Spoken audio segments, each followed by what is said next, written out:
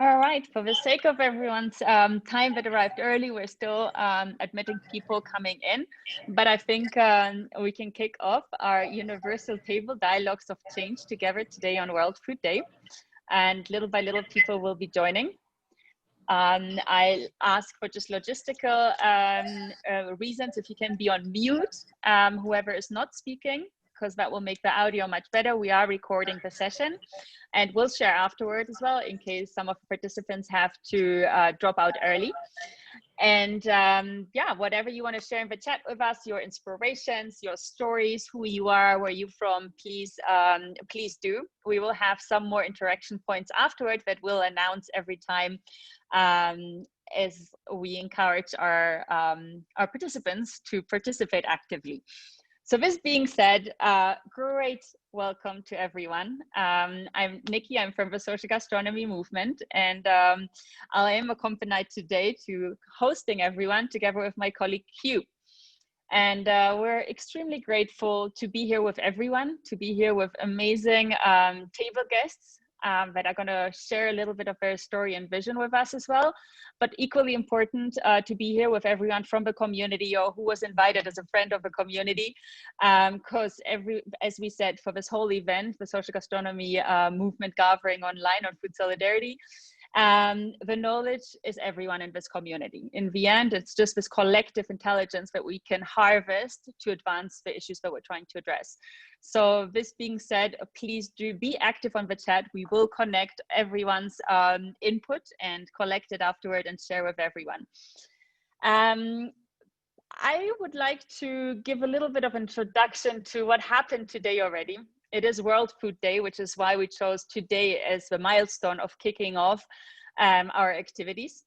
But this universal table is not our first action, because for those that know social gastronomy well, we are about action. The whole community are people at the front lines trying to change the world with the power of food. And so since this very early morning, the whole community, social entrepreneurs, activists, friends of the community have been in field in various countries feeding those that most need it now. And if you follow a hashtag Universal Plate, you will see plenty of action. It was beautiful waking up this morning and seeing the posts, the videos, the affection of the people from our teams on the grounds, the people smiling. And I think this is what social gastronomy and food should be about, of bringing people to the table, a smile on their faces. And so I hope that with the Universal Table, which is the second part of our day of World Food Day, we can bring a little more reflection to those smiles as well, because when we talk about food solidarity, it is a topic that is extremely important. As we know, and we have Corinne from the World Food Program with us, hunger is rising every day. And with the pandemic, we are looking at numbers that are so shocking, of doubling hunger in the world. So all the efforts that were done over the years, we're going backward now. So we really, as a community, came together and said we need to advance this topic of hunger and food solidarity, and we will, I am confident, reach zero hunger together. And so this table discussion today is the second part, as I mentioned, to our day, where we're all coming together from the different sectors to start a dialogue around food solidarity and how we can solve hunger together. And I'm going to pass over to my colleague Q to explain why this is so important. Hello everyone, I'm really happy to be with you here today, and we've got some wonderful speakers that are with us. And one of the things that we've always discussed was the importance of bringing different perspectives together, and a recognition that each of us on our own, our perspective is limited, and bringing our perspectives together is what gives us the base for an action that really can contemplate the complexity of these kind of situations. So that's really our objective today, was to be able to together co-create a deeper and wider perspective. So that's why we're here today, so that can inform our actions. Thank you, Q. Another practical thing that I'm going to announce is that we have a poll just to capture some of the participants that are joining us here or will watch afterwards. So there might be a little pop-up of a poll up, there it is, just for us to capture a little bit of who's here today with us. So if you can just go through the different questions very quickly and submit, I would be very grateful. This being said, another point that I'm very excited about, we do have 2 artists from Design Science Studio with us that are going to capture everything that's going to be said throughout the Universal Table, as well as through our 2030 celebration that's coming right after our shared meal. So I don't know if Nico is here that wants to give a very quick just introduction to what is Design Science Studio. I am here. Yeah, I'll be Wonderful. happy to. So the Design Science Studio is an educational incubator for art that empowers global creators to imagine a regenerative future that ignites and catalyzes inspiration, conversation, and action, leading to a transition to a world that works for 100% of life. And so today we're going to have 2 artists with you that will be, with their art live, demonstrate the power of art and design as a cross-cultural language for social and systemic change. And that's our goal. Our goal is to help you envision how we can design for a better future. Thank you so much, everyone, for joining us and capturing this important moment. So with no further ado, I am super excited to now introduce our distinguished Universal Table guests. And in order to learn a little bit about each of them, we will have a 2-minute contribution about a special story from each of them. You can read about their bios and their background on our website later on, or you probably already read about it. But here we want to get to know them on a different level. So I'm going to ask each of you to share what experience sparked your passion and engagement with food and food security. So this being said, I hope that Corinne arrived at home already. I know there were some turbulences of getting home. So Corinne, I can see you. Hi, I'm home. I'm home in a Wonderful. very rainy Rome. There's been terrible flooding, well, not flooding, but a lot of rain in Rome. So sorry about that. Sorry to be so late, but I'm so happy to be with you all. Did you want me to tell you my story? Yes, Corinne. And before that, I just want to do a big congratulations officially for the World Food Programme, your teams on winning or being awarded the Nobel Prize. I think it's no better moment for it and not more deserved. So my gratitude as well to all the work you and the teams do and for being here with us today. And thank you so much. Thank you. I mean, I have to say it's been a most insane and crazy week, but one of the best weeks ever in terms of really putting the issues of food insecurity and the stories of people's lives on the map. So it's been great, but busy at the same time. And no better World Food Day than to celebrate receiving and being awarded the Nobel Peace Prize. So my personal story of food, well, it felt to me like there were 2 things I should tell the story of. One, my family and both my parents, amazing people who grew their own food. So from being a child, I always knew to go to the bottom of the garden and go and get the fresh beans and the broccoli and the cabbage. And we would always have a conversation about, what are you having for supper tonight? Well, we're going to have the cabbage or the beans or the broccoli. My father, when he lived in a little cottage in England, became a prize grower of red currants. If you've ever had a summer pudding from my father, it's wonderful. So deep in my soul is a family that loves food, knows about going literally from the soil to the plate. And we do that. My mother also had a rather disastrous time trying to be a cordon bleu cook, which was not the greatest moment in her time. So, but also I worked for UNICEF in India.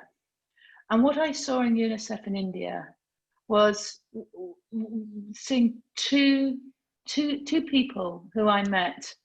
One who was a mother of a very small, tiny baby who I met at the Severe Acute Malnutrition Center, deep in Uttar Pradesh, who had brought her daughter to the center, who was on basically life support because she couldn't feed her child. Now, partly it was she couldn't afford to feed the whole family, but it was also that she was young. She had 4 children and she was 21, and her daughter was born at a low birth weight. She was so malnourished herself that she wasn't able to feed her child properly. And this girl was a daughter. And what always happens is, in a culture where boys are seen as the valued prize, girls don't get fed. And so she brought her daughter to the centre. And I said to her, I don't know how you can do this. How do you feel about this? And she said, you know, she may pass, but I'll have other children. And I thought about my own daughter, who was the same age, how much we cared about every single thing that was happening to her. And realizing that, you know, the terrible thing is, if you're in that situation, the idea that a human life can be something that you just accept it may pass. It seemed to me that, you know, we need to change this situation. But also in India, I remember going to the most incredible center, a school where nuns were running a program where they taught young girls to do karate, to learn how to build toilets, and to become professionals so that they could have a career. And we sat down and had the most amazing meal together with them. And for me, those 2 moments made me say, this is what I'm going to do. I'm going to work on issues of food insecurity. Thank you so much, Corinne. You're part of it since the very beginning. You know it, and this is for life, our journey together. So thank you so much, Corinne. I think these are key moments that I am sure that some of us have experienced similar things. So I'm, with no further ado, I'm going to ask the same question. What experience sparked your passion and engagement with food and food security, to our beautiful Mwandwe that represent global citizens today? And just reiterating, we have 2 minutes for everyone. My team reminded me. So thanks, Nicola. Just in terms of kind of my story, my motivation has sort of evolved over the years. But my first story is that for about 3 years, I struggled very much with Crohn's and all of these illnesses that went on for 3 years. So I can't eat a lot of foods. I have a very limited diet. So because of that, I've always thought about food in a very different way. But also after those struggles, I thought about other people who were going through that situation, what it is that they were thinking about. But over the years, I've also had the chance to interact with many different communities, most recently with a lot of smallholder farmers. Like Corinne, my dad has always been a farmer, and we'd always thought about food in that way, but I never thought about the challenges that most small-scale farmers face until I did a lot of work with Global Citizen within that space. And just hearing those other people's stories, I think also has been my motivation. Thanks. I think that was under 2 minutes. That was 45 seconds. Thank you so much. I wonder as well, just since we have a little seconds extra, everyone that's participating, we want to hear your stories as well. So, you know, type away in the chat and share your story at the same time while our table guests are sharing their stories. And I'm sure there'll be plenty of beautiful moments that bring us here together. So on this note, I'm going to pass to Brian, who's calling in from the US, the chairman of Griffin Foods. Please share your story with us. You're on mute.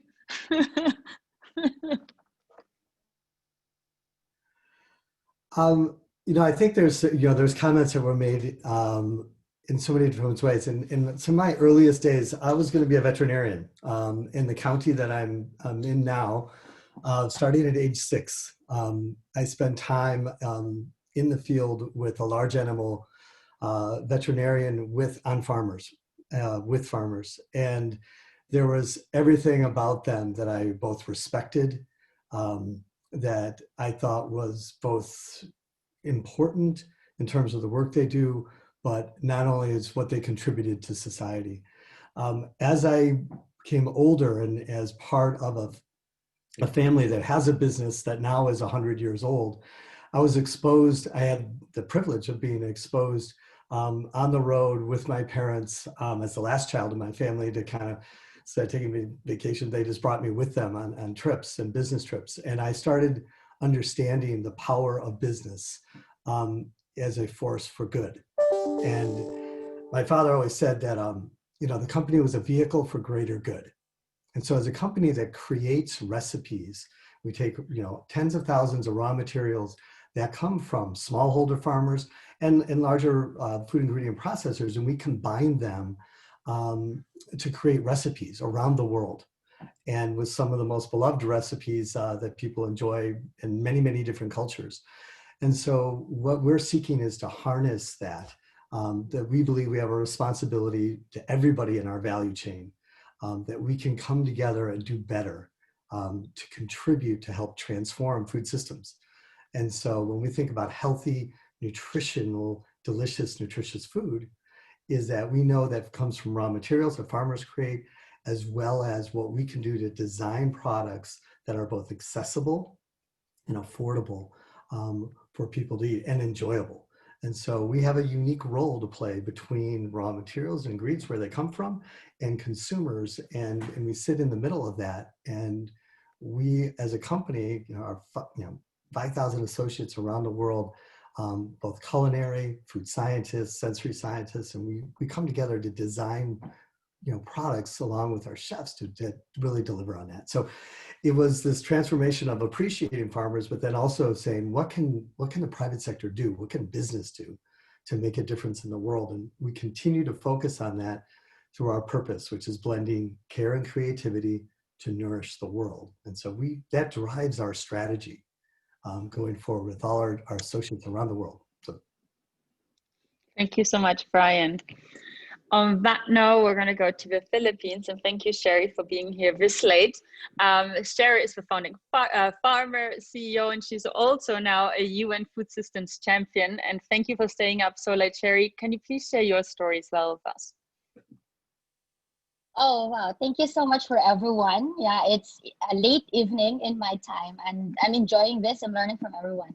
So how I started, I was 11 years old. I lost my dad at 3. And then I grew up in a sugarcane farm, and then we also somehow lost a sugarcane farm.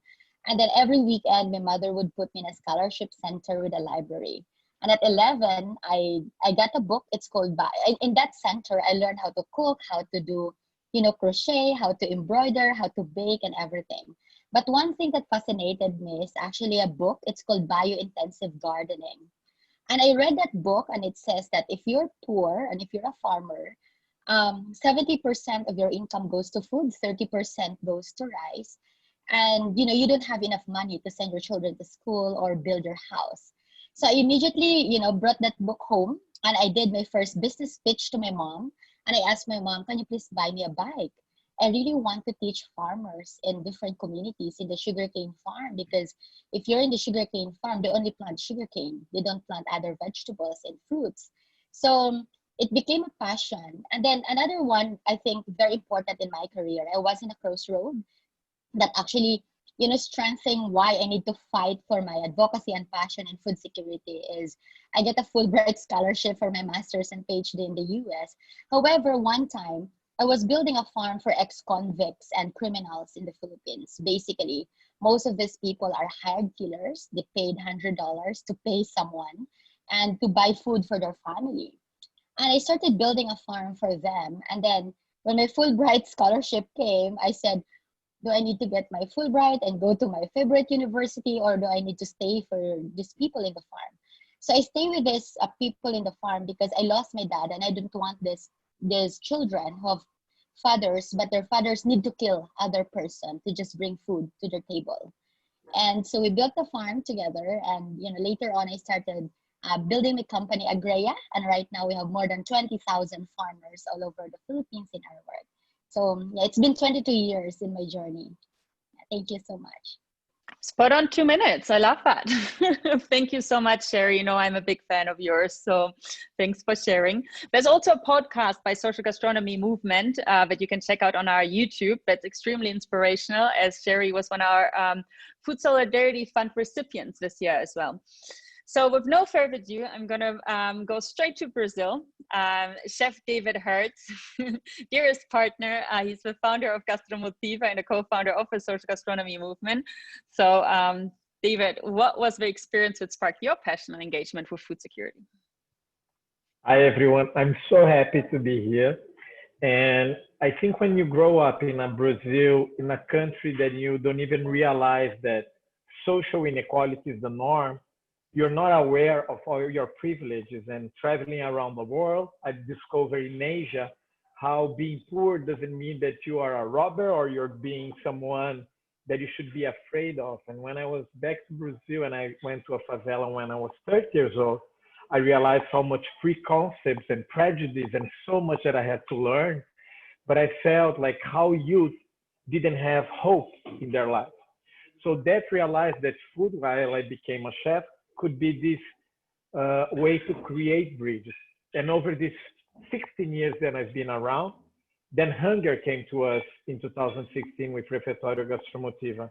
And until today, I still say that I cannot understand on how people really survive in the conditions that they are. So for me, I'm very glad to be here and learn from all of you and understand that this issue is a collective issue, that we all have different things to fight. Thank you so much, David. And no one can say that Brazilians talk too much. 1 minute. So grateful for this moment. Magali, we're going to come to Peru now, somebody that's very dear to my heart that we met many years ago. And when we met, she was the Minister for Trade and Tourism and one of the leaders of gastrodiplomacy as well in Peru. But with no further ado, Magali, if you can share your experience that sparked your passion and engagement with food security and food. Oh, thank you so much, Nikki. You know what, first of all, I would like to thank you to be able to be part and to know each other in this beautiful panel. So my story comes from back to Peru. I just been a Latino, so when David was talking, I felt so much, we have so much in common, right? As you know, in Latin America, there are like many social classes, right? At that time, the 70s, you know what, I belonged to the middle class, but all of a sudden the agricultural reform took the land of all the owners. So my father at that time was an engineer working for one of those big farms, and they didn't have money. So they couldn't pay him. And he was there with 4 kids and no job. So these people paid him with 50 cows. Right? They gave him 50 cows and a very, very, very, very, very small piece of land. So what we decided is just to sell milk. But all of a sudden, the government, gives us a maximum amount that you could charge for a liter of milk that was 50 soles. The cost of production was 32. So just imagine, I mean, we wouldn't have been able to survive with that. So my father said, okay, what we need to do is we all, the 6 of us, need to work on this industry. Milk every morning. We had to get up at 3 o'clock in the morning and then milk the cows and then get ready to go to school because it was an hour-and-a-half drive to get to our own school. So one thing I learned from my parents is the courage, right? The courage to overcome adversity. And my father said, you know what, even though we can be put in jail, but we need to eat. So therefore, we all need to work together, right? We have to have discipline to overcome this adversity. And we need to come with innovative ways of selling. We started doing butter. We started doing, what we call manjar blanco, which is something, I don't know, the sweet and that you put in your bread. So this is something that struck me, and then I decided to learn and to be an economist, right? As you know, being an economist means how to distribute between consumers, investors, and the society, the little resources or the limited resources that we have. And the second experience I had is that life... Magali, I must preserve a right to interrupt since everyone respected, but sure. Time is... Sorry. Yeah, okay, that was my one experience. But I'm sure we'll have more time to interact with Magali throughout the week, because I now want to know her second story. All right. Okay. Thank you so much. No. And now, last but not least, we do have Johanna Mendelsohn, again, back to the US, who's a wonderful academic, a friend, and co-creator of the social gastronomy movement as well since the beginning, and a great advocate for what we call gastrodiplomacy as well. So Johanna, what would you like to share your experience? Well, first, thank you to all of you. It's so nice to see all these friends on the screen right now, especially as we're so lonely sitting here at our Zoom is our only contact with people. And congratulations to the World Food Program and Corinne as well. It's one of the best pieces of news we've had, but also we have to fight what's going on in the decline of the number of people who have access to food. Saying that and using some of my minutes, I'm new to the food world. I actually got interested in food through my work on conflict. I spent a lot of my career working for the US government and the World Bank in some of the worst conflict zones.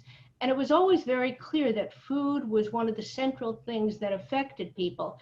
The inability to have food, or the impact of war on farmers so that they couldn't get any food. I saw this in Guatemala and El Salvador, and the war was in Central America. I saw this in Haiti, where people were eating mud cakes filled with sugar because there was no food. Conflict is a factor in starvation. And so that's one part. I also believed that I could use this kind of food focus or food lens to teach students about international relations. And I came upon conflict cuisines, which was a concept of using the food of diasporas who had escaped conflict in the city of Washington and the metropolitan area to learn about conflict and food through the people who had escaped wars and owned restaurants. My course, Conflict Cuisine, is now going into its 6th or 7th year. I can't remember. It's one of the most popular courses. But more than that, the other thing that helped me move this is I met David and Nikki. And they gave a label to something that I couldn't articulate, and that was the term social gastronomy. And I still remember, Nikki, the first time you told me about the term. And it was like the light bulb coming on and understanding that using food as a means and not an end was the important ingredients that everybody was trying to do. So as the academic and historian, I see what you've done in the social gastronomy world as the continuation from culinary diplomacy to gastrodiplomacy to now social gastronomy that people are doing all around the world, even if they don't know the name. So thank you, and we can talk more later, but I'm delighted to join you on World Food Day.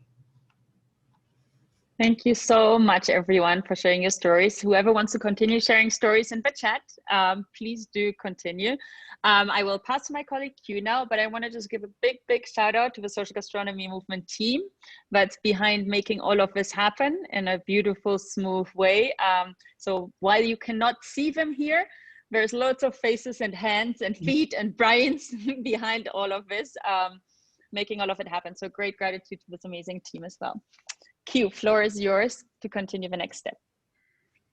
Thank you. I don't know about you, but it makes so much difference to be able to hear the story behind the people who are speaking today. I mean, people have got roles as chairman of businesses and in the World Food Program, and really, but we can see that there's something really common about the experiences that move us to want to make a contribution. And I also was seeing a number of people in the chat, and I know that our network is a network of people, of doers. I know that they're very anxious people who want to make a contribution to the world, and that's one of the reasons we organize today.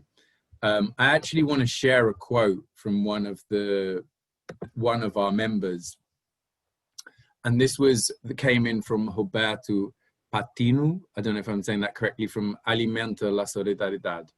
And he said, it sounds like a contradiction, but I always insist that we imagine a country without community kitchens, which is why we are opening community kitchens. And I just want to speak to that, because I know that for many people that they're in our network, they're out there making sure that the symptoms of food insecurity, that we take care of those people who suffer those consequences. but speaking to the people in our community, I know that they wish to be totally unnecessary.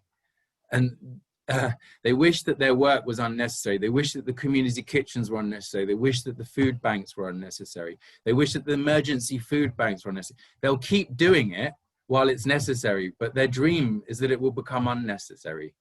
And this is one of the reasons why today we are basing our talk on a framework that is this framework here from it's called The Water of Systems Change, from John Kanye, Mark Kramer, and Peter Senge, because it looks at the conditions that create a problem as opposed to treating the symptoms. And both are equally important. We have to continue to treat, obviously, the symptoms while they're there, but what we dream of is that there will be no symptoms. That's what we're working towards.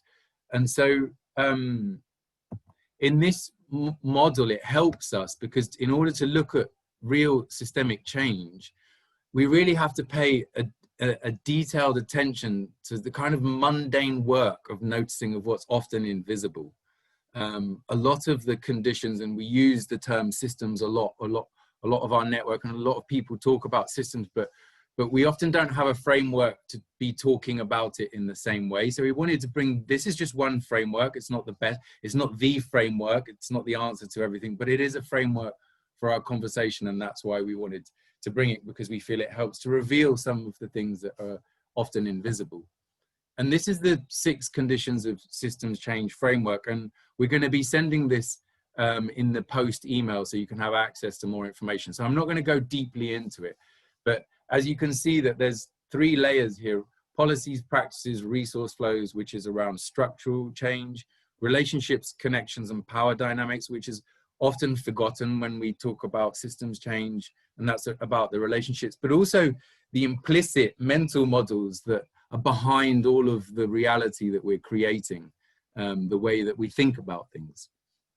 So I asked all of our guests, all of our wonderful guests I spent time with, and I asked them, I said, what conditions in your sector are maintaining the status quo of food insecurity? And I just want to, first of all, I just want to say I'm so happy, I'm so grateful that our guests were willing to do this, because in a sense, I was asking them to make a critical analysis of the sector of which they're part of.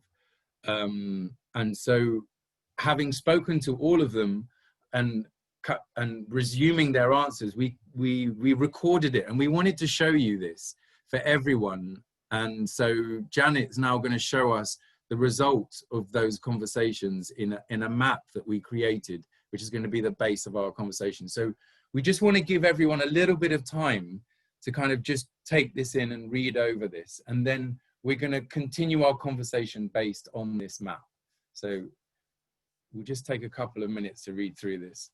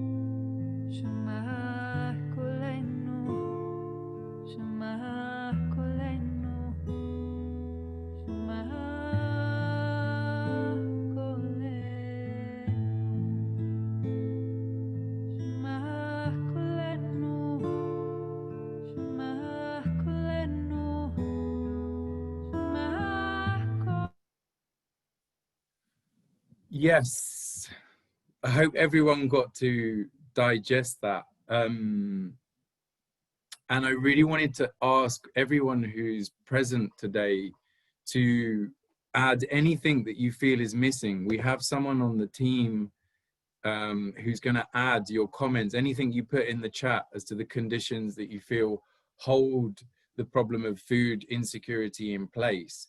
We would only ask that when you make that comment, you refer to the sector that you feel that the conditions lie in. So we really encourage you to like participate, and we know that that's obviously just it's a small take on it, but yeah, so if anyone wants to add conditions that you feel are holding systems in place so that we don't have more food security, please share that via the chat. What I wanted to do was I wanted to ask my guests, wonderful speakers, well, everyone's our guest, but before we go into a dialogue now, I shared this with our guests, and I wanted to just read through these agreements that we have in terms of the dialogue going forwards. So there is a lot we may not agree on, but in sitting down, we've all of the speakers have chosen to agree on this, is that I will grant you welcome, and I thank you for the welcome you grant me.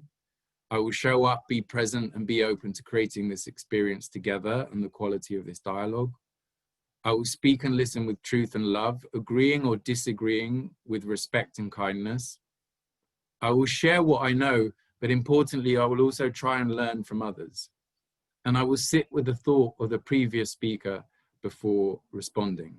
And I just want to recognize that a part of this came from the People's Supper, these agreements.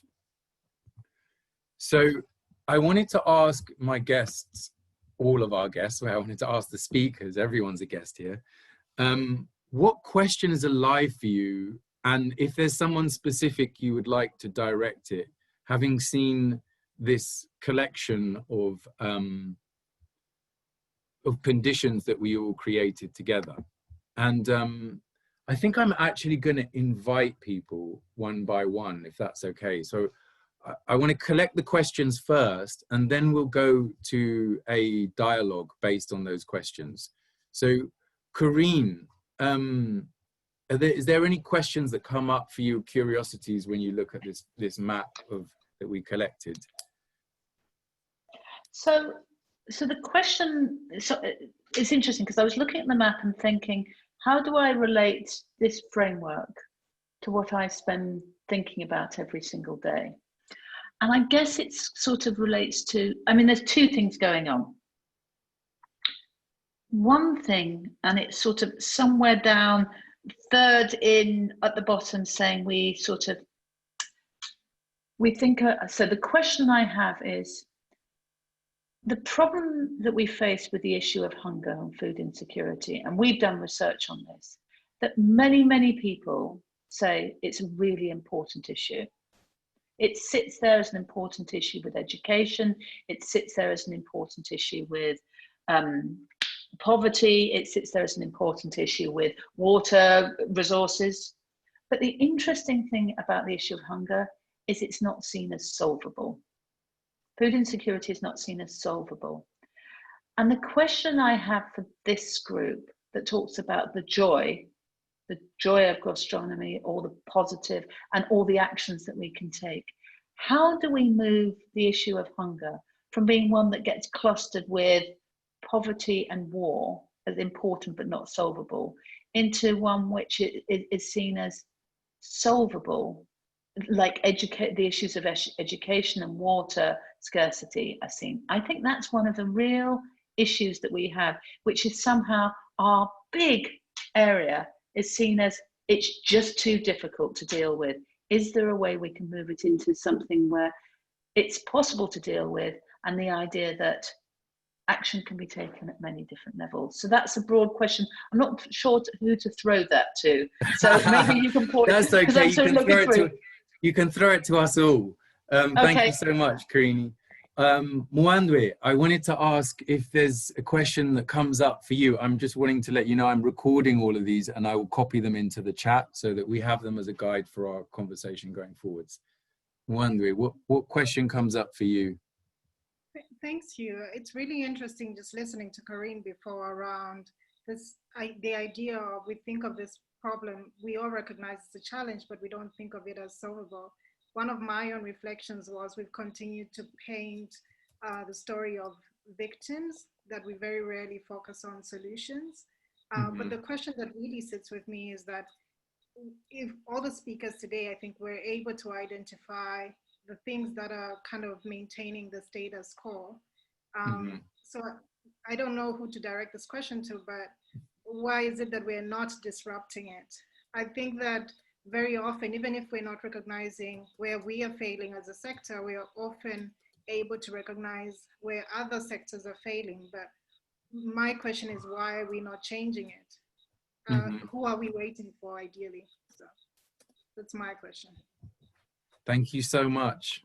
Who are we waiting for? That's a great question. Sherry, could you share us what your curiosity and question that comes up for you looking at this collective annotation that we just made? Yeah, I have a question in the government, especially in the reforms often fall because of political instability. Every government changes policies and teams. I was in this exclusive roundtable discussion in Singapore last year, and the issue of hunger and food security is kind of, always affected by the government policies. And there was a big laugh in the room that they say that, oh, why socialist countries are actually most advanced, especially on policies implementation, rather than democratic countries. So it was just like an observation, like me, I'm coming from a very democratic country in the Philippines, and now we're really collapsing in so many levels. If you compare our country, Vietnam, who learned from the Philippines, especially on growing rice, for example, and other crops, now they're leading, we're importing from them. So, and the question there is the instability because of a very democratized country with only, 6 years, for example, of a presidential stand? 6 years is too short for a very good president and too long for a very bad president. So my question is, I don't want to be political, but this is just something that it's there in government. So I just want to open up this discussion. Yeah, thank you. Thank you so much. And Brian, could you share with us your curiosity and question? Yeah, what I see that's quite interesting across the different perspectives and stakeholders is a high degree of commonalities and threads that cross over. And then it begs the question of, if you have the majority, and the question is who's missing from the table, why is it so hard for the stakeholders to come together? And some might say it's vested interests, but I would say it's in some cases a lack of perspective that can be overcome in many ways by actually engaging and sharing, listening and learning, because there's everybody at the table, and those who are not at the table that need to be brought to the table have a perspective and a part of this puzzle to be solved. And the question kind of goes to kind of Korea, is if indeed there's this many people focused on what they believe is an issue, but in many cases a solvable issue, then what are those barriers that are preventing us from coming together and working together effectively? I'm optimistic that forums like this enable us to do that, but I'm still continue to search and to learn and understand what are those perceptual barriers. I know sometimes an NGO may consider business to be part of the problem, and from a multinational kind of point of view, but then we're also part of the solution. I think that can be a conscious capitalist approach to actually ensuring equity and distribution that can enable that. So I think it's really about how do we break down those barriers, those perceptual barriers, because everybody has a part of that solution. Thank you so much, Brian. I've often asked myself that question. Magali, can you share with me? I'm going to capture all the questions and then we're going to dive into this content. I'm so excited to be able to reflect on this. I'd love to hear from Magali if you have a question or curiosity you'd like to share with us. Yes, of course. I mean, I was just reflecting on on civil society, right? The phrase of population that often they're not adequately represented. So how do we go on making that possible, right? In my experience working for the government, the previous government of Peru for 4 years, I was in charge of, first of all, in the Ministry of Production, of conducting the representation of SMEs. So it was chaotic. I mean, you had from south, from north, from east to west, there was no common approach. And all of a sudden, when they were democratically elected, there was always complaints that this group would represent the other one. So how do we come with a methodology or, I don't know, adequate process for population to be adequately represented? Thank you so much, Magali.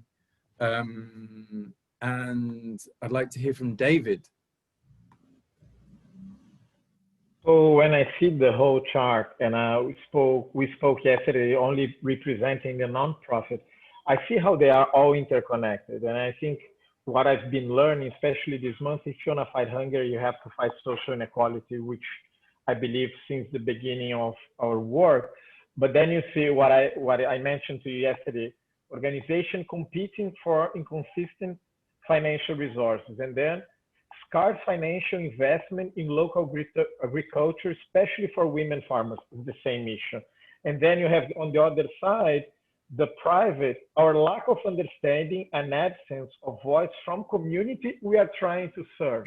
And on the government, excessive regulation and lack of coordination internally and with other sectors. First, so this is all about dialogue and collaboration and understanding that these micro things need to happen in the local level and policies in the global level. So for me, it's the first fight, how the resources and the financial resources get to the right place and they are well used without bureaucracy. We need to talk about money first if you want to fight hunger as well. And the second is what Magali mentioned. Everyone here, we're talking us solutions to the bottom up of the pyramid, but they know everything. I'm here in a favela today distributing food.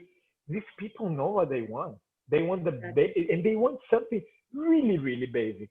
They want basic rights and they want to be listened and they want to have the basic access. So it's about equity, you know, and that's how what I believe still in the local power of connections of things. So, and for me, I thought things would not be so, the three post-its would not be so similar, but they're very similar, you know, in all the sectors. So it's the lack of dialogue and making these solutions reach who they need to reach. So this is like David. How we do that. Yeah, thanks, David. I'm hearing you making a link between all the different things. I'm going to post up the questions, but I really want to hear from Joanna as well before we move on. Joanna, can you share your curiosity? Well, I share with everybody the fact that there's commonality, but and I think, like Magali and David said, communities have to be the first line of action to address this. But I think at the policy level, we've had very, very stovepiped approaches. And I congratulate the World Food Program also because they have leadership. The head of the World Food Program right now has taken an approach which has been very different. He's connected food and conflict. He's connected food and climate. And the question is, how do you translate leadership to take the two most existential issues of survival on our planet, the ability to survive climate change and the ability to eat, together? And I think people at the grassroots level know it, as David just said. But the question is, if somebody at the top is not making that connection, or you're having disinformation, it's very hard to get those dialogues going. And I'll offer one other hopeful note. I think youth, of which I'm not part of anymore, but when you see young people walking down the street to protest climate, and you can join that movement with the movements that are going on around food inequality, which I think would be very easy to get a consistent message on. Great. I'm gonna just, I'm gonna post up right now the questions that I heard here. Just typing the last one in. And so I'm gonna read them out. So what I understand that our questions are is, how do we move this issue of hunger as one that's solvable? Why is it we're not more disruptive? Who are we waiting for? Is the instability within government about the presidential span? And I think that was more directly to Magali. Why is it so hard for the stakeholders to come together to address this? What is the barrier for us to do this effectively? How do we make it possible for populations to be represented?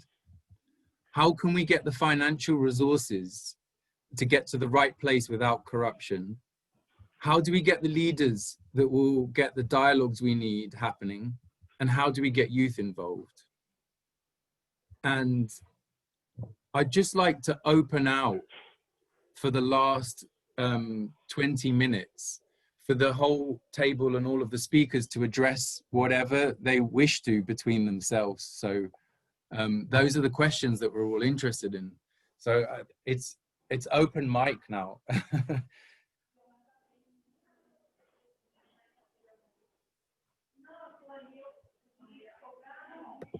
And if we could make, yeah, great. If we could make everyone visible, that would be great. So those are the questions and things we're curious about.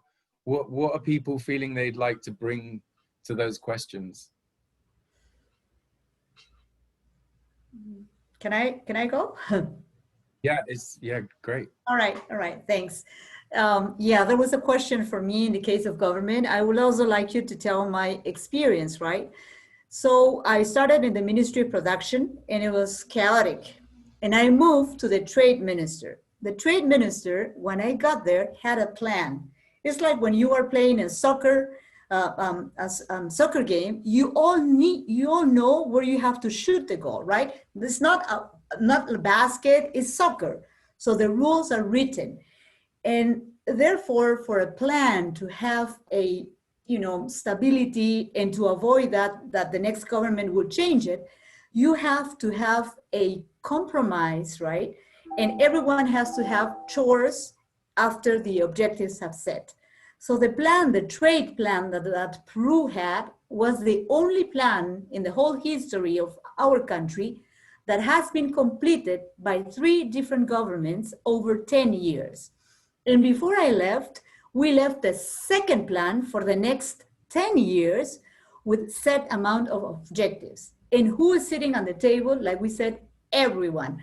Producers, exporters, farmers, local governments, regional governments, national levels, production societies, customs. Everyone is sitting at the table, but everyone has its own homework. So the one that doesn't complete his own work doesn't get to come back to the table. And we all clap and we all feel proud when we accomplish our goals. So if we say we need to double our exports in 10 years, so what do we need for that? We need to extend irrigation fields.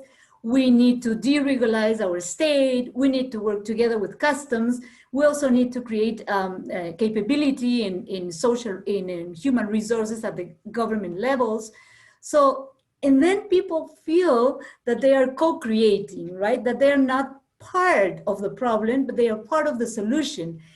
And with this passion of seeing themselves gaining path, I mean, there's no government that would come and would eliminate that, because that is also a national property. Everyone feels that with a trade plan, with a national strategy of exports, the country has grown, the country has created jobs, the country has overcome those lack of resources that we used to have by not having a balanced balanced external accounts. So that would be my to share my experience with you. Magali, I just wanted to ask you before, and then you mentioned, because we are all very inspired in the chef sector with Gaston Acurio in 2010 and 12 and 14. And I went and I talked to some of the ministers there when the World Economic Forum was there. And I was so impressed, as you mentioned. How is it now? How is it going? One thing that you guys, I think, did as a country, you changed the belief system of the power of food, which is amazing, because culturally, this was bottom up in my thing, because then you felt everyone proud, which misses, because I want to go to the belief systems that we here in Brazil, like we are trying to fight again on what we believe life should be and equity. But what can we learn from what happened in Peru? Right. Because we are all here representing countries and we are all leaders of organizations here. Thanks, David, for the opportunity. There was a long process, and it's true, you know, Gaston was the one that, how do you say, the game changer, right? The one that put everything in place. And at that moment, we started feeling proud of our roots, of our food, right? I mean, we knew our food was good, but no one else knew that, right? And there was a point where we stopped fighting about the food. I mean, food was the only common approach that we had as a nation, as a culture, right, to be proud of. But it's very tough, because it's an ongoing process, right? And it was a coordinated work between the government, because you need a lot of resources to do all the growing up, in the private sector, and obviously the civil society. And we worked on that process, and that was something that when we left, we didn't have that as a law. So when we left, crisis came, resources were gone, chefs started having their own specific problems in their own restaurants now after the pandemic. And we have to start building that effort again. I think right now we've been on a pause for 3 years. We know we had that, we needed our term is 5 years, but after 2 years, we needed to change presidents, well, political reasons, who knows, whatever. The thing is that right now we are coming back to that reform that we stopped 4 years ago. Thanks, Magali and David. Is anyone else got some thoughts on the questions that we had up? I want to answer on the question on the youth. Because, you know, the youth, they are actually the now, the current, the present, and for sure they will own the future, right? I think we really need to make it so relevant for the youth. The issues on food security, hunger, hidden hunger, and malnutrition that we're all discussing. Like, for example, right now, what we're trying to do as I'm a UN food systems champion, and youth is actually something that we are really tackling. So we're trying to even engage like Instagram and Facebook on how to utilize all these digital platforms to actually encourage the youth to share their voices, and for them to also feel relevant, that their contribution on the work in malnutrition and hunger and food security is actually being shared in a wider audience. Second one, there must be like a lot of dialogues as well for the youth. I remember in 2014, I was invited in the United Nations just for a change of a little word. Before, it's like youth for agriculture or youth for development. And it became youth in agriculture, youth in development, youth in health. So that alone changed the entire concept. You know, before it's like more of the youth is just more of a recipient of whatever we plan to do.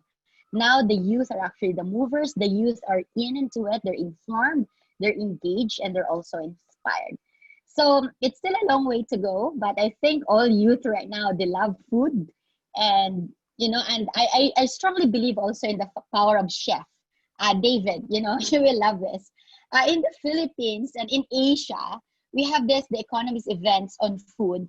And imagine right now, the most viewed YouTube, Instagram, live, and Facebook videos are by the chefs. So I think to reach a lot of this youth is to encourage a lot of our chefs on how to create, you know, cooking videos that are relatable for the youth so that they can be advocates for that one. So can I just chime in on that point though? Because chef activism in the last few years has become one of the most powerful organizing tools. Chefs are out of the kitchen. Look what they're doing during the COVID pandemic. They're feeding people who are hungry. They're setting up food kitchens, and they're not considering themselves.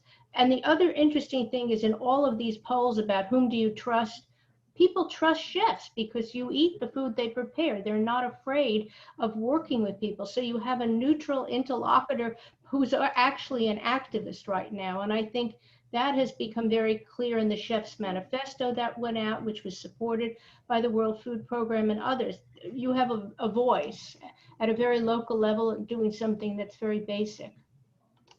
Can I just add to this? And I think there's something very interesting. It seems to me we should also, while acknowledging the different spheres, Joanna, you're absolutely right, chefs, powerful, powerful voice, mobilizing youth. We've just seen a really interesting phenomena, which was the kids on Insta and TikTok who were talking about Black Lives Matter, moved into talking about hunger in Yemen. So you see, you know, the power of the voice. But my feeling is that's a sort of necessary but not sufficient part of how do you bring about fundamental and systemic change. And I think there's a certain amount, Maggie, you were talking about the sort of how planned you need to be. You need to start with, how do you build a political will? How do you build a political will that's not going to be transferred when politicians move on, when heads of state move on? So your first thing is a political will that sits as a political will in one sense within one head of state, but moves across many heads of state. Then there's a whole set of public policies which are the fundamental sort of foundation to any sort of situation that is going to deal with the issues of food insecurity. And then you look at a whole culture change and sets of beliefs. So all of those things that have to happen. And my fear is we sometimes think about the movement part without thinking about all of those building blocks. And then none of that is going to be able to move forward unless you genuinely look at the things that are going to drive the conditions. The indivisibility, we always talk about the SDGs, we talk about the indivisibility of rights. Well, there's an indivisibility. You can do all of those things, but if you continue to have conflicts, we will continue to have food insecurity. If we don't tackle climate change, we will continue to have food insecurity. If we don't tackle economic insecurity and poverty, we will continue to have food insecurity. You know, our economic instability and poverty has led to a situation in which when COVID hits, 130 million people who were living day to day, just about feeding their families, small businesses, are slipping towards a situation of food insecurity. So in some ways, it's a battle. And the problem is that we're thinking about the bit that's the movement without really thinking about what's the orchestrated plan and how do you put those pieces together. We as the World Food Programme can play one role, and we can play a role, but we need to really think about all of those elements and how they play together, and then how we organize to ensure that no one thing slips through, because one thing we don't get that sustainable sense of getting food systems right and the preconditions to prevent food insecurity.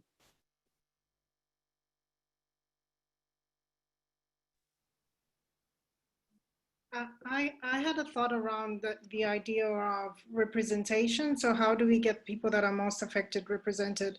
I think that what often happens in at least the space that I work in is when you start to work on an issue, that you also start to represent the ultimate voice of a population, which then limits a lot of the voices, right? I'm still trying to figure out in terms of how we actually overcome this. I like the point that was raised by Magali in terms of what is the methodology that we have to put in place for this to happen. I think that it's probably a challenge, more of a challenge to all of us that work in this space in terms of how do we reflect the stories of people that are most affected, but also how do we ensure that these voices are represented. From the perspective of Global Citizen, we work around movements and ensuring that global citizens, people around the world, have a voice within these different topics that we are speaking of. Speaking about this issue of one thing affects the other, I think Corinne put it so perfectly in terms of saying, when somebody is experiencing a problem, they most likely won't just be experiencing hunger, they'll be experiencing difficulty with going to school, difficulty with accessing employment in households. And how do we think about this, how do we think about this individual and a holistic perspective of the things that they're going through, as opposed to the different sectors thinking about it from the 5 objectives that they've set in their strategies. I think it's really important to think about it from a human perspective. And if we can get that right, we can get the representation right, and hopefully we can kind of move the spade on all of these issues, food and hunger, all the way across to ending extreme poverty.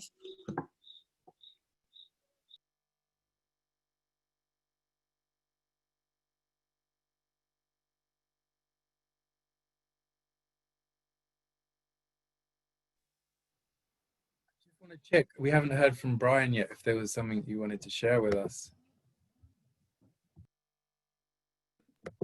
Absolutely. I mean, the fundamentals of what, I mean, so many people have brought up so far as kind of the barriers around what we believe are considered aspects of that and how we want to be able to go forward. You know, fundamentally, I and our organization is optimistic, is that we're changing, we're getting very uncomfortable about how we do business in terms of experimenting and creating kind of innovative different ways to do that by reaching out to different players within where we source our raw materials, with our farmers, with our supply around the world.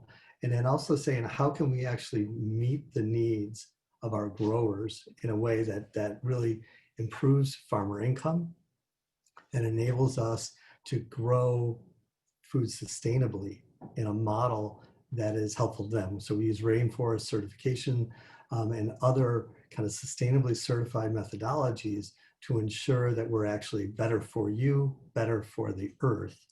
And as we translate those into kind of affordable nutrition, and it's a model that we're collapsing, we're redefining our value chain to kind of eliminate players that either disintermediate and actually absorb what would be in terms of value creation where it's not really beneficial.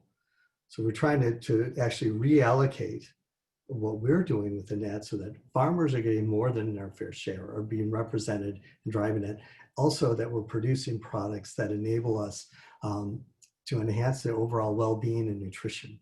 And so this idea of accessibility, but this is requiring a different model for us that we want to make sure that we're doing well in partnership. And so every one of these components that other people have brought up, we are taking into account to try to improve and optimize a different way that we go about this for the food and beverage industry, and that we can help our customers model that and actually do this. One of the things is, I think from the other perspectives is what is it that other players expect from business in the private sector to do to enhance their perspectives of making this happen more effectively? And so I'm hearing elements of that in terms of what we can learn, but explicit asks of private sector, I think would be interesting to hear of what we can do better.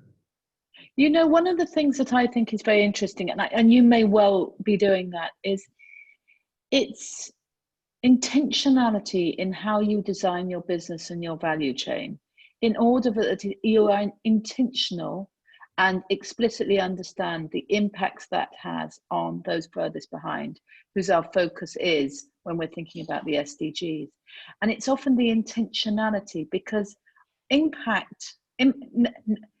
positive impact only happens if you have intentionality. And sometimes lack of intentionality can have very negative impact. And it's this thing which is kind of very detailed, granular intentionality in value chain becomes something that, you know, within your business it's super thoughtful, gaining the data of what happens in your value chain and what happens to those communities and families within your value chain and those impacts. That to me is one of those things that's super interesting. So making that move beyond the rhetoric into really the granular detail of your business, that to me is the single ask you'd want of anybody working in the private sector, because that in positive intentionality can have superb positive impact. Oh, that's helpful, Corinne. Good Can perspective.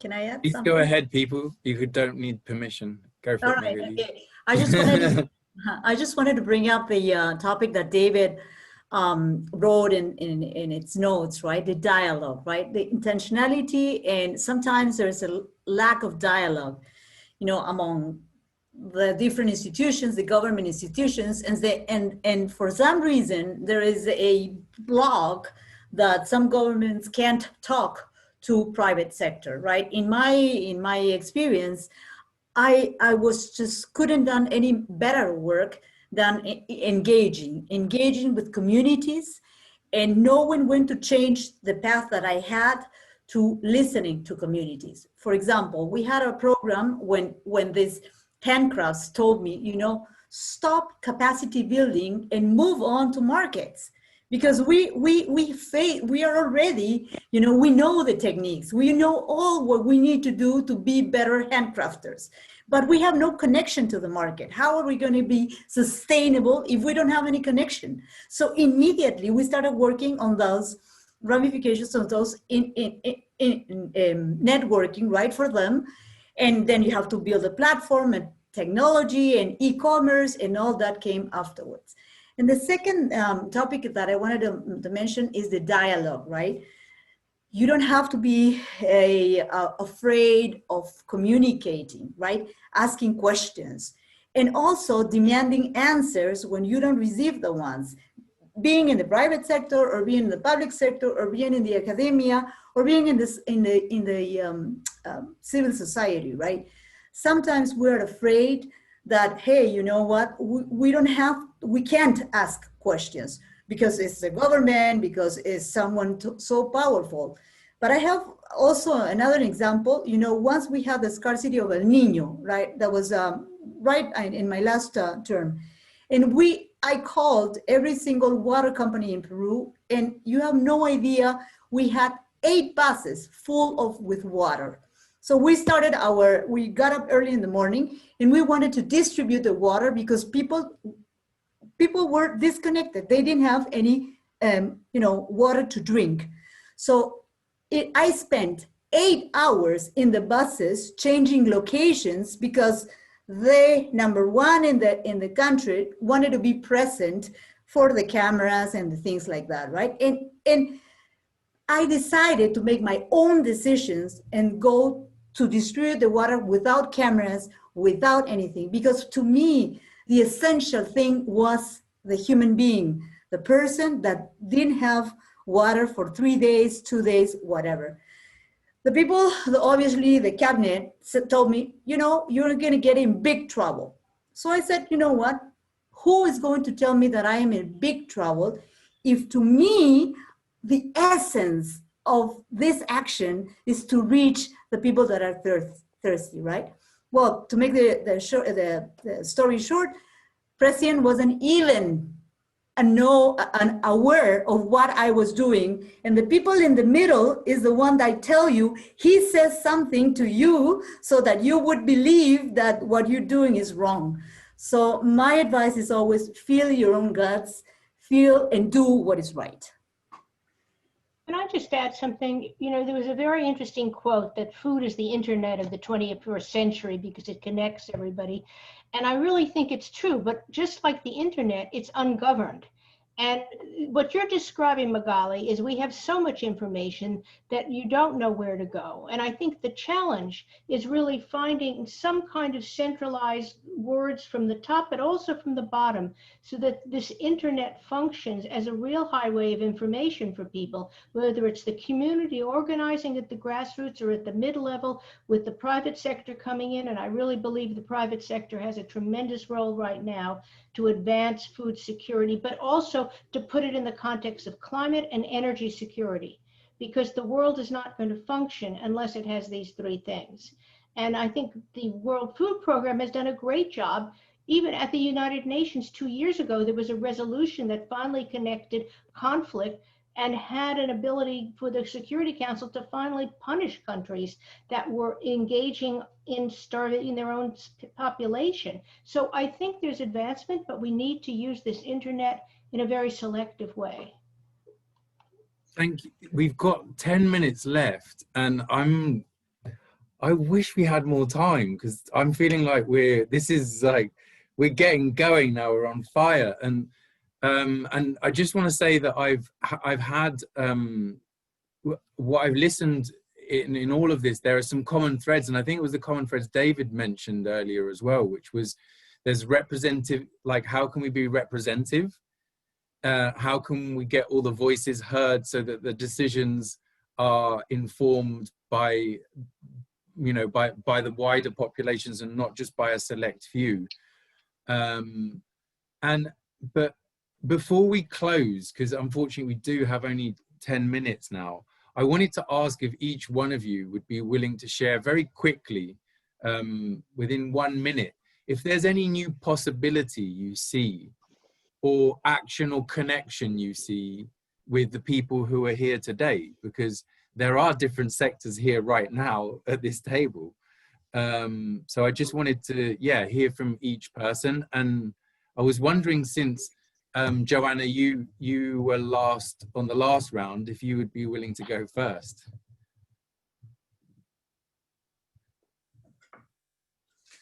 You've put me on the spot, but I have.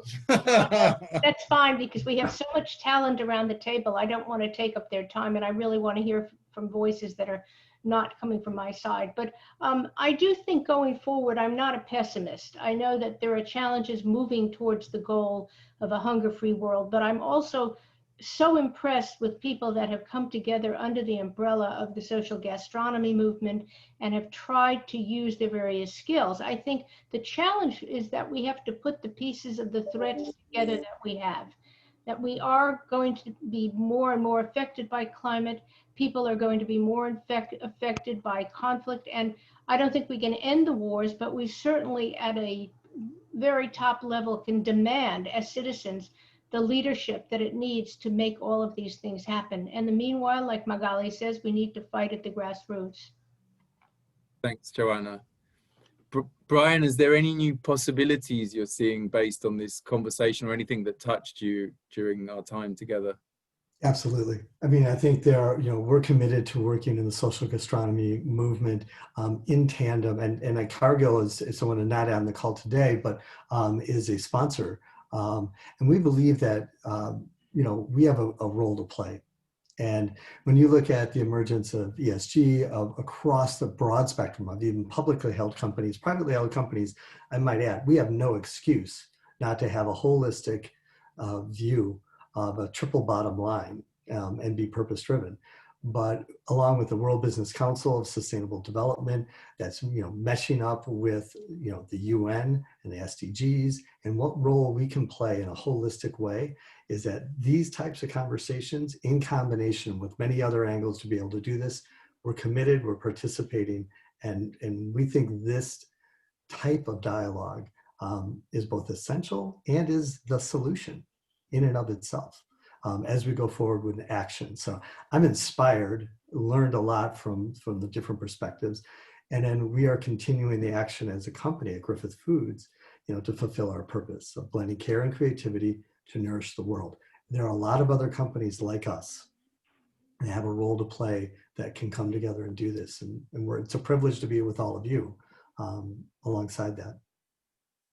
Brian, thanks for reminding us that there is still hope in private sector. I know for a lot of people that's, you know, that's sometimes hard for us to trust. So thank you so much for that. I'm wondering if, Mwandi, is there anything you'd like to share about a new possibility you're seeing, having had this conversation, or an action or connection you're inspired to follow up on? Yeah, thanks, Hugh. I think the thing that has particularly moved me is just seeing the different voices in the conversation today. So like Joanna, I'm not going to be a pessimist, I'm going to be an optimist. The fact that Sherry is up at midnight where she is and a part of this conversation shows that there's a lot of us who are passionate about this issue and are ready to be disruptors. I think it's just getting us from the point where we are creating this movement, getting us from the movement that we have to actually creating some systemic changes. I think that Corinne spoke about this, Magali spoke about this. Everybody addressed it in some sort of way in terms of we are ready to make that change, and it's inspiring for me, and also a personal challenge from my side, but also something I continue to champion within my role at Global Citizen. And it's timely that it's also happening on World Food Day, that the different actions we are all doing as organizations and businesses on this day, that we can think of this as kind of a flag and a marker that next year we ask ourselves what has changed from the last time we had this conversation. Thank you so much. I definitely want to know the answer to that. I'd love any excuse to bring you lot all together again. It's been fascinating. Corinne, can you share any new possibility you're seeing, or action or connection you feel inspired to follow up on? Yeah, absolutely. And actually, Joanna, you sort of triggered something that I found incredibly powerful. And also everything we've been talking about, the voice and representation. Brian, we very intentionally connected conflict and hunger because that was what we were seeing. We very intentionally brought about that resolution at the Security Council. What we know right now is that the challenge that we have, you know, and the Nobel Peace Prize has made us think about that, we have an opportunity to get greater political will around actually the actions that need to be taken to prevent the preconditions for food insecurity. There's something that you've all been talking about, and Joanna, it really made me think, if we were able to carry the voices, the representation of those people who are affected right now, those people in DRC, in Yemen, in South Sudan, in Syria, if we were able to carry those voices together with the great voices from Global Citizen to the Security Council. So when David Beasley from the World Food Programme is standing up and saying to the Security Council, against this resolution, this is where we are having we are having transgressions of absolutely the spirit of this resolution. Imagine if we had millions of voices that he carried into that space. And to me, it's not the only thing, but what Joanna you've been saying is that for us that's the next step, finding the next step to ensure that all the good words, because good words are good, political policy is great. As you have the political will for the actions around the policy, you'll never get it. And it seems to me that I've suddenly thought there is a possibility right at this moment with the people on this call and the incredible movement voices. Not the only thing, but definitely something that could be so, so powerful. Thank you. Thank you so much. And I have a glass of wine now. Oh, yes. Corinne. So cheers. Can I just add one? Cheers to you. And I just want to ask you a question. Do you have any requests around that? What you just you know, I'd love to have further conversations with people about this. You know, I mean, we were hit like a very happy lorry, if that's possible to be hit by a happy lorry, by the Nobel Peace Prize. And we've been sort of reeling ever since to try and work out what we do.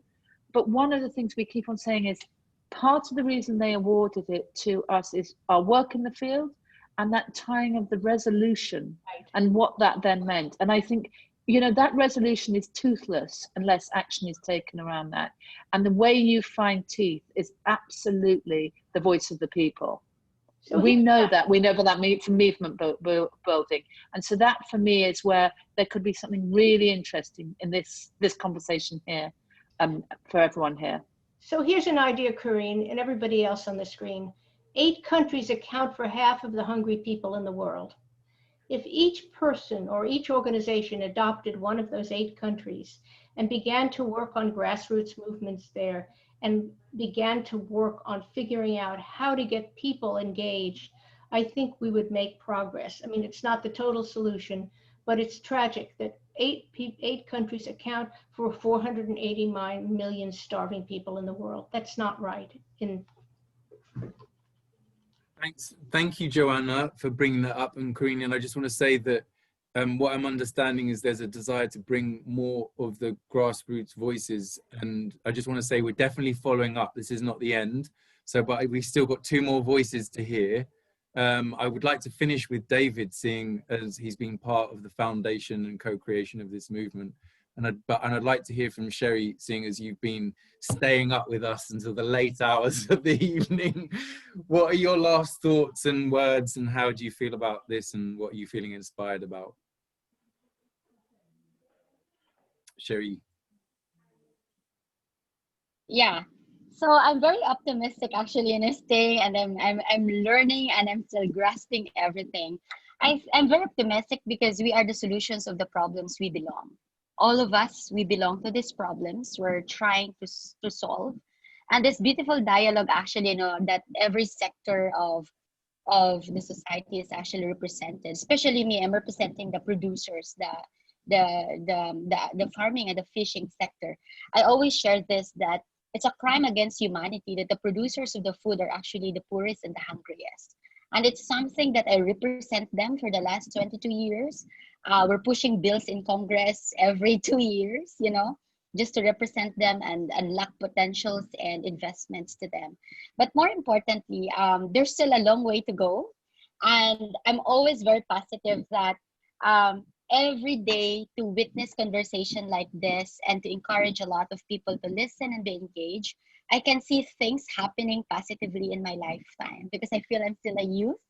So the optimism of seeing this in my lifetime, Nikki for sure, Q, all of us and all the young hearts in this group, we can see this in our lifetime, Like, for example, SDG is just 10 years ahead, the decade of action. So we need to double our time for that one. And second one is I'm so inspired of actually what Brian Company is doing because, right now there's a spark of social enterprise. My company is actually a social enterprise, and Brian's company is actually a social enterprise a century ago. And until now, it's still there and a great example. And lastly, I want the word that Karine encapsulated from Brian's statement, intentionality of everything. When private sector would be intentional of their decision making, government would be intentional of their decision making, that it's human centric and it's people centric, not just political gain. The people are actually intentionally also hoping and dreaming for themselves. It's such a beautiful thing. I want to resonate with that because my company actually tagline is intentionally harvesting goodness. Intentionally harvesting goodness from everyone, from the government we partner, from the other private sector clients, from the farmers and the fisher folks we work, and the supply and logistics people that we work with to deliver food in different families here in Metro Manila. So I thank you so much for this conversation, and I can always stay up until this late if the conversation is as beautiful as this one. It never get bored. Thank you. Thank you, Sherry. Just before David starts, I want to remind you we are actually having a celebration after this of visionary, of imagining ourselves in 2030 and telling the story of how we ended hunger. So please stay for that, and we're going to continue doing that. And David, please tell us what's in your heart. So in my heart is that 7 months ago, I could never imagine where I would be today. And these last 2 months, it's hard as you start to walk in the streets and see the world coming back with the consumption so high like before. So small changes. And in the beginning, I thought maybe if 5% of everyone who is going through this becomes more solidarity, more generous, let's take care of them. So I think the world that I'm feeling today is nurture those who arrived and who had the click and give them and let's share and let's learn all the tools they have and all the heart and the new voices that they have. So I think all of us, we are already here, already there. And we can get 5 more or 10 more and bring them with us and together. But what I'm most proud of it is, like, we have a social gastronomy movement Brazil WhatsApp, where we met constantly these 7 months. But then a friend who's not in the WhatsApp, she started to do this campaign in Brazil. She studies hunger and she's married to a chef. So she brought other movements, other collectives, and we popped in.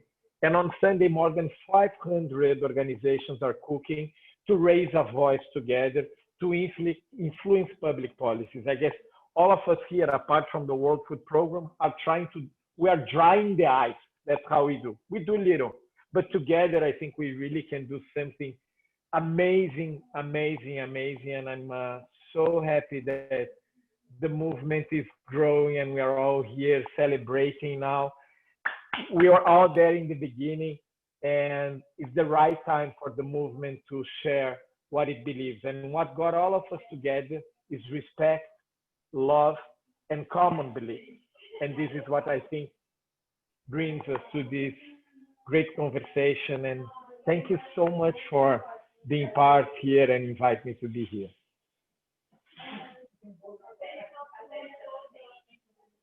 Oh, thank you so much. It seems we really value feedback. You know, we are learning to do this today. This was the first time we've done this kind of a dialogue, actually online and in this way. So we would love to have your feedback. It helps us to understand whether our intentions came and to be true, and to learn where they weren't. So thank you so much for sharing. Thank you everyone for viewing. And I think I should pass over to Nikki now, because we're going into a next stage of celebration. Nikki said this was like the wedding, like there's only some people invited, and now like we're doing the after party. So I'm gonna hand over, and I just want to thank all of the speakers for listening with so much attention to each other and so much care, and to being willing to exchange in this way. I'm really grateful for that. Wow, thank you so much, everyone. I was wondering how I'm going to bring this transitions to celebration, but I think everyone here made it so easy because there will be and is a lot to celebrate, and I want to celebrate this moment as well. You know, I think it's World Food Day, and sometimes it's hard to say, oh, are we celebrating World Food Day, or are we, you know, just addressing problems? So I think I'm coming out even more optimistic than I am. And the ones that know me, I am a born natural optimist. But I want to now let us move to the celebration. We've all shared at least a glass of wine at the table, and now we can go to celebration. More people have arrived as well. And I'm so, so grateful for a partnership between Social